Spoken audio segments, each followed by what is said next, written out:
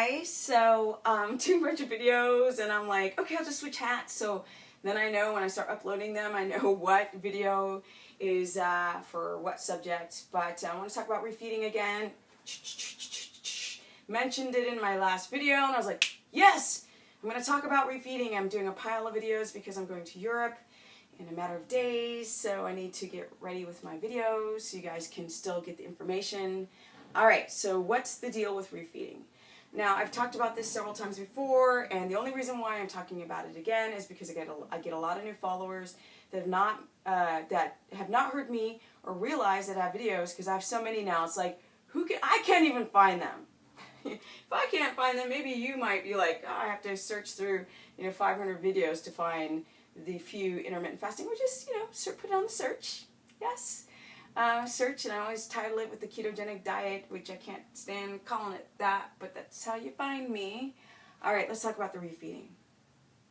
Now, the theory, okay, so the theory is that when you go on keto and you go 5 days, and some do a 10-day carbohydrate drop, yes, and they might take their carbs down to 50. A lot of these refeeders don't go down as low as 20. But they might take their carbs down to 50 after actually eating a high carb diet of 200, 250. Now some fitness coaches are smart. They might drop their person down to 100 carbs, because 50 is kind of low when you're not in ketosis. But they call it cyclic ketosis, and it's not at all. You're not using ketones. You're not keto adapted. So the names, the association is a bunch of BS, malarkey, and I'm here to clear it up. So the theory is you drop your carbohydrates, carbos, and you start producing ketones. Now that is true. You can, if you don't eat a carbohydrate for 6 hours, your body will start breaking down fat to, to spare the body. The problem is, guys, yeah, our hunter-gatherers didn't have modern-day stresses, so they weren't constantly catabolic. We are. Everything in our lives becomes a stress response. Cell phones, bills, relationships, like social media, yeah, self-perception, body, finances, the image, all of this, beauty for frack's sake. All of these things create a stress response. Your body goes on like a trigger, right? Domino effect. So initially when you're young, you might burn your hand and have the fight or flight syndrome react, right? You might put your hand too close to the stove, and you learn that way. And that's great, because that's how you're supposed to survive. You don't want to put your hand on the stove and burn your hand, period.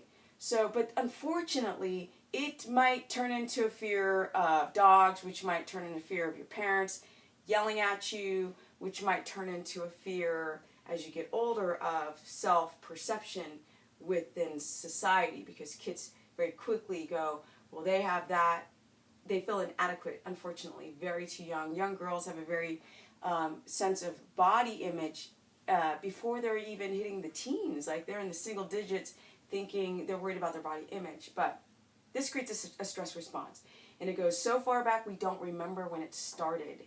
But we're not living out in the tundra where that type of, your stress would come from starvation, the environment, infection. Like if you had a cold and you were in cold weather, your immune system's going to be compromised. That's a stress response.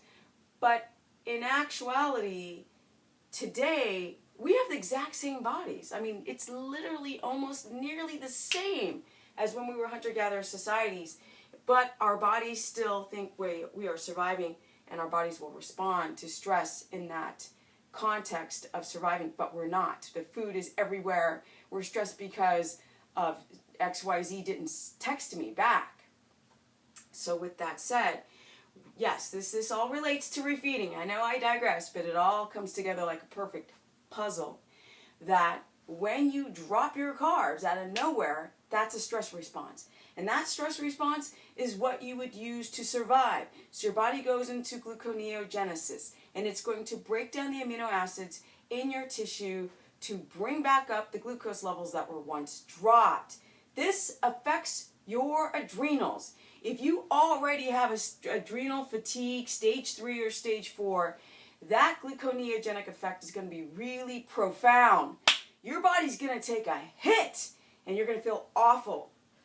Awful. Because if you go from a high carb diet of 300 carbs and you take it down even to your 50 with the lifting and the stress and the honk driving, this is going to overstimulate the adrenals. So it goes adrenaline, norepinephrine, then we start to be slathered in cortisol, and this is eventually going to affect our thyroid and our reproductive hormones and the medulla, the midbrain.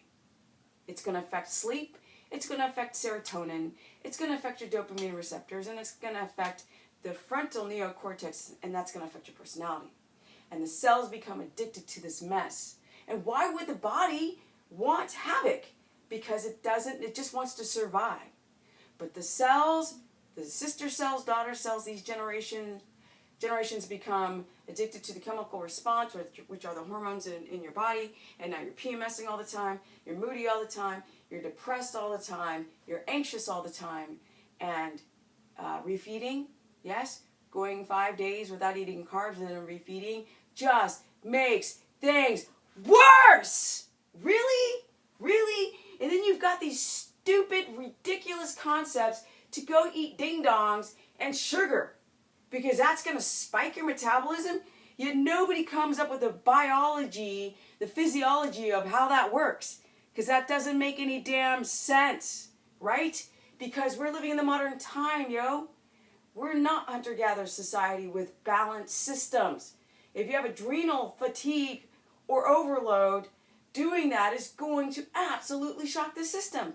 And when the hell did our hunter ancestors go eat like ho-ho berries? There was no ho-ho berries from the ho-ho tree. No. That refined simple sugar is going to slam through the bloodstream. And again, too much insulin and too much glucose, up you crash. This also creates a gut dysbiosis. Your gut's already screwed up because half of you don't poop. You're constipated. What's that going to do? It's going to put more junk in the internal trunk. Not this trunk, this trunk. Refeeding creates bloating, gas, issues with your gut flora. Now your gut flora is going out of control and your candida is just growing. What if you've got SIBO? These infections are going to freak out when you refeed. Yes. And your body can adapt. If your body's trying to keto adapt and you're trying to refeed, then the brain is so crack addicted to the carbohydrates, there's no way in HELL it's going to even want to use those ketones. It's going to start to rock across the ketosis bridge and then get back to wanting to be a carb burner, which that is not a sustainable lifestyle because we're eating over 5 grams of glucose, which is a teaspoon, which is what we are not designed for, which is why people are so freaking insulin resistant. How many times do I keto coach?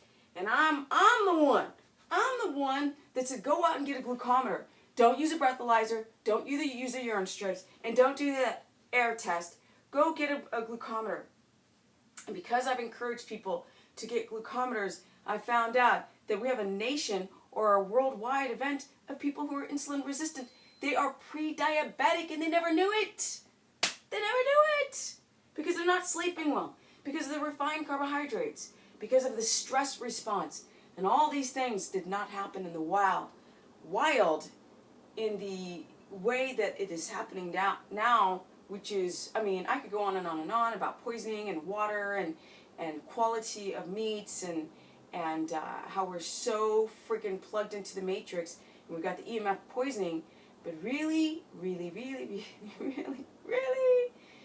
you guys got to take care of the body and be aware that if you refeed, then if your body, which is addicted to the glucose, which is why the reason you crave the sugars, which creates the insulin resistance and the glycation, the advanced glycation end product, perhaps refeeding is not a good idea. It's most likely better to not refeed on your carbohydrates and get some sleep. Stop thinking about quick fixes, you guys. Stop thinking about quick fixes of trying to lose weight real fast. That never works. It's not sustainable. Okay, so what you want to do is go drop your carbs between 15 to 20 net carbs from veggies, and yes, I count net if they are fibrous, cruciferous vegetables. Yes. When we start counting sugars and like ketchup and weird stuff like that, or tomatoes or cucumber, which have way less fiber in them, or any other products where you say, well, look, sugar, I can eat 15 to 20 carbs a day. And I'm like, no, if it's refined, it still can hit your bloodstream fast and block your keto adaptation. Refeeding is a problem to your adrenal glands, right? It's an overstimulation of glucose, which if you have adrenal stage 3 or 4, it's going to exacerbate the problem, and you're not going to get well because it takes a long ass time for your adrenals to heal. It can take months. So refeeding is going to keep the adrenals in a hot mess. Going through the initial keto shock of dropping your carbohydrates but getting rock star sleep, keeping your workouts very moderate, yes, keeping your stress down, getting your electrolyte balance in, eating the right quality of foods will get you through that keto flu faster, and your body's going to cross that bridge over to ketosis land and get your body to start not just breaking them down and not flushing them out through your urine, but actually getting them into the Krebs cycle. So you've got what? Energy. Yes! That's what we want. And to be anti-aging and preserve your telomeres. If you refeed, you're never going to achieve that goal. Take the moment, stop looking for the quick fix, change your lifestyle, change your thinking, change your personality. Stop being addicted to the external world, and you will cross that bridge over to ketosis land, because there ain't nothing better, that looks better, than how keto feels. A lot of you guys are too obsessed about dropping body fat, and it never works like that. Anytime you rush, it'll never work. You're going to keep getting on the scale and noticing that you're losing muscle and water. So don't refeed.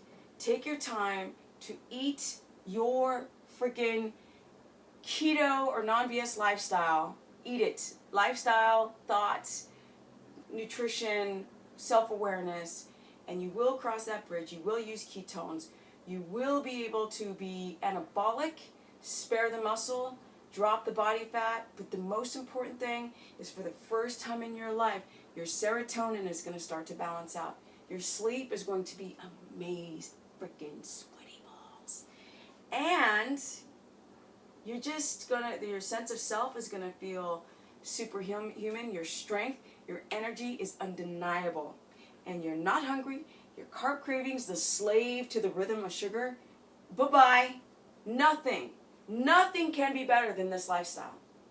No refeeding at any point, which does not spike your metabolism, because you guys are broken, you are metabolically deranged. This is a ridiculous concept, and I've seen it. And how do I know? Because I coach people every freaking day, and people email me every day, and I am learning and taking notes, and I'm the scientist in the field every day, and time in and time out, fat fast, an HCG diet, and the carb night, the carb backloading, and the refeeds, and the cyclic ketosis is not sustainable, and it doesn't work for most people. And for the people that it might work one time, it doesn't work the second time, because the body gets real hip to what you're trying to do to it. So if you guys want to learn more, how to get the business, yes. How to build a lot of muscle, because in my last video I said, I keep building muscle and I still have my protein like 50 grams a day. And I don't train until failure. No, I do not. So if you want to learn more, go to stephanieperson.com. Stephanie the Business Person on my Facebook fan page, where I do really awesome posts that are not about lasagna and food porn. Or Stephanie Ketogenic on my Instagram. You guys stay tuned. I'm going to do a travel soon. Peace out.